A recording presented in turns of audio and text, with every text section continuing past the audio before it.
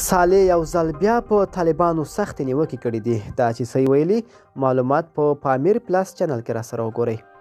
صالح اسلامي امارات خلک ځوروي، ژر به دا ډله له منځه لاړه شي.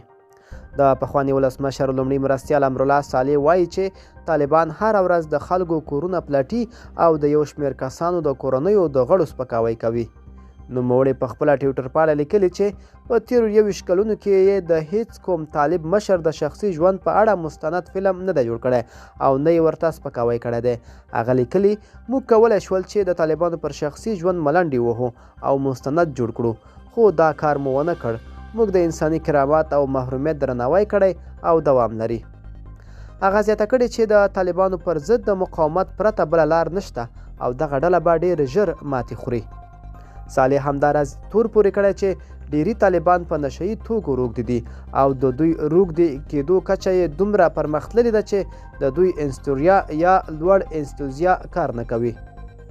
نوموړي څرګندونې وروسته له هغې کړي چې په رسنیو کې یو شمېر داسې راپورونه خپاره شوي وو چې ګواکې طالبان د ځینو پخوانیو چارواکو کورونه پلټلي او د کورنیو غړي یې له ځان سره وړي.